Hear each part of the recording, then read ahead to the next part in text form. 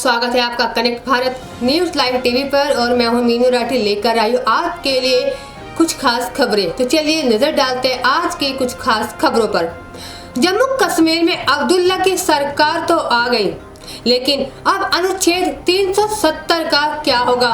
ऐसे ही कुछ बड़े और अहम सवाल है।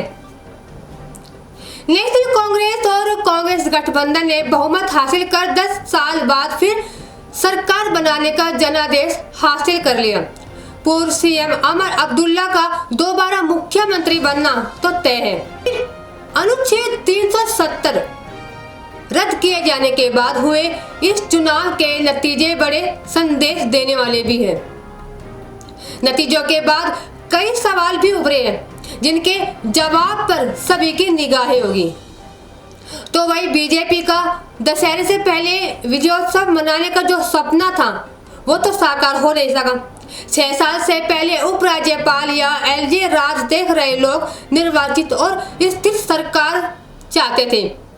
पूरे चुनाव के दौरान जगह जगह ब्यूरोक्रेसी के व्यवहार के उल्हाने व शिकायतें सुनने को भी मिली है।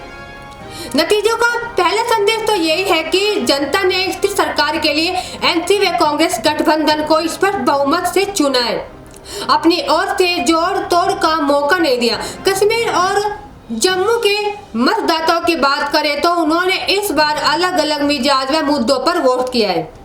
मुस्लिम बहुल कश्मीर के मतदाताओं की बात करें तो उन्होंने अपने मुख्यमंत्री व संभाग के हितों को ध्यान में रखकर वोट करे। तो अब तक सभी मुख्यमंत्री कश्मीर से ही हुए। एनसी के अब्दुल्ला परिवार से अकेले 6 बार मुख्यमंत्री रह चुके हैं। एनसी सहित कश्मीर घाटी की ज्यादातर पार्टियों ने अनुच्छेद 370 बहाली के मुद्दे पर चुनाव लड़ा। यहाँ के मतदाताओं ने एकजुट होकर वोट दिया और एनसी को 35 व गठबंधन को सहयोगी कांग्रेस को 5 सीटें देकर उनकी झोली भर दी है। केंद्र सरकार में बीजेपी ने कश्मीर में बड़े बड़े काम गिनाए, मगर कश्मीरियों को पार्टी तो रास नहीं आई। घाटी के लोग बीजेपी को किसी भी कीमत पर सत्ता में नहीं आने देना चाहते थे। यहाँ तक कि बीजेपी से जुड़ने वाले नाम तक मंजूर नहीं हुए। इस प्रतिक्रिया का सीधा जो फायदा है वो गठबंधन को मिला है। बीजेपी ने कश्मीर संभाग में 18 प्रत्याशी उतारे और सभी के सभी हार चुके हैं। पिछली बार बीजेपी के साथ सरकार बनाने वाली महबूबा मुफ्ती की पीढ़ी भी 3 सीटों पर सिमट गई बेटी इल्तिजा तक हार गई है। इसी तरह नेशनल कॉन्फ्रेंस के नेता सांसद इंजीनियर रशीद व जमानत को बीजेपी की बी टीम बताते रहे हैं। रशीद और जमात का संगठन उल्लेखनीय सफलता हासिल नहीं कर पाया, बल्कि बीते लोकसभा चुनाव में रशीद ने बारामूला से पूर्व सीएम उमर अब्दुल्ला को जेल से हराकर तहलका मचा दिया था।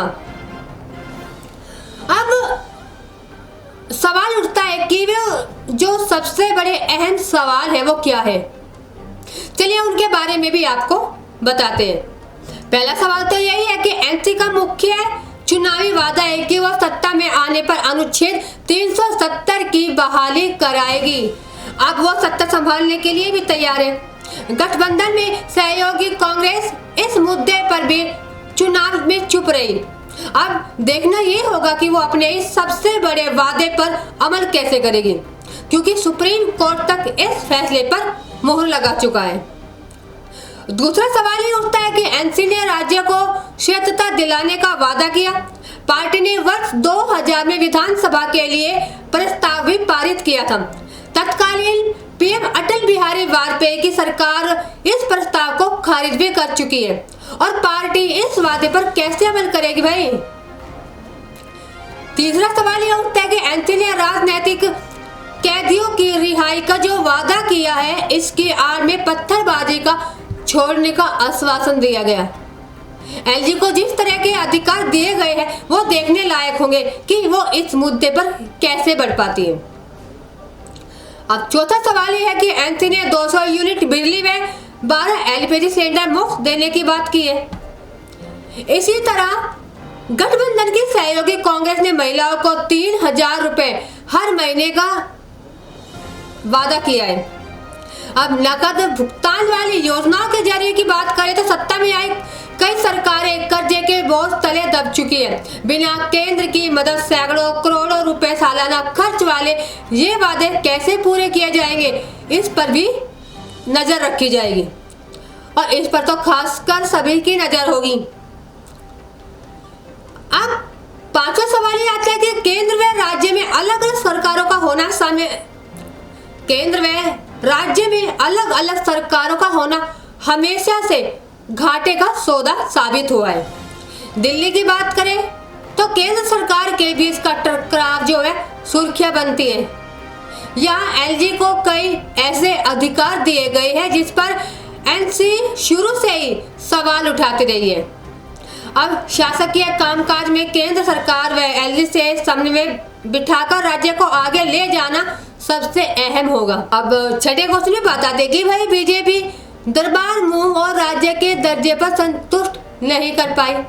बीजेपी ने चुनाव पूरी ताकत से लड़ा, लेकिन राज्य के दर्जे की बहाली में दरबार मूव के मुद्दे पर लोगों को आश्वस्त नहीं कर पाई। राज्य के दर्जे की बहाली ऐसा मुद्दा था जिसका जम्मू से कश्मीर तक एक जैसा असर दिखा। लोग सवाल पूछते नजर आए कि राज्य का दर्जा बहाल किया जाना है तो खत्म क्यों किया गया, और पार्टी यदि बहाली की बात करती है तो चुनाव से पहले बहाल क्यों नहीं किया गया।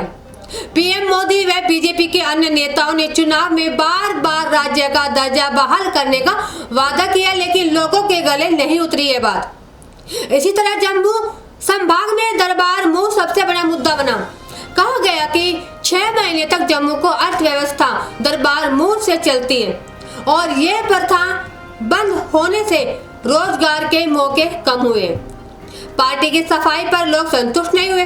जम्मू शहर के लोगों ने बीजेपी का जरूर साथ दिया, लेकिन संभाग में उम्मीद के हिसाब से समर्थन न मिलने के पीछे इसे एक अहम कारण भी माना जा रहा है। सातवां आता है पीडीपी। सपना तो रह गया भाई किंग मेकर बनने का। अब जम्मू कश्मीर में महबूबा मुफ्ती की पार्टी पीडीपी की वैसे स्थिति इतनी खराब हो गई है जैसे उत्तर प्रदेश में बसपा की हुई थी। शायद आपको याद होगा, बसपा सुप्रीमो मायावती पर आरोप लगता रहा है कि वो बीजेपी के प्रति नरम रुख रखती है। इसके अलावा भाई व भतीजे को आगे बढ़ाना भी लोगों को रास नहीं आया। बसपा आज लोकसभा, राज्यसभा व विधान परिषद से अपना स्थान खो चुकी है पूरी तरह से। जम्मू कश्मीर में पीडीपी भी इसी फार्मूले में फंस गई है। बीजेपी से मिलकर सरकार बनाना उसे भारी पड़ा। कश्मीर के मतदाताओं ने पार्टी को खारिज भी कर दिया है। खुद को पीछे कर बेटी इल्तिजा को आगे बढ़ाने का मंसूबा भी धरा का धरा रह गया। इल्तिजा पहला ही चुनाव हार गई और किंग मेकर बनने की जो उम्मीद थी भाई, वो भी पूरी तरीके से धराशायी हो गई है। तो आज के लिए इतना ही। आगे भी हम आपके लिए लेकर आते रहेंगे ऐसी कुछ और खास खबरों के साथ। तब तक बने रहिए हमारे channel connect Bharat news live TV पर। नमस्कार।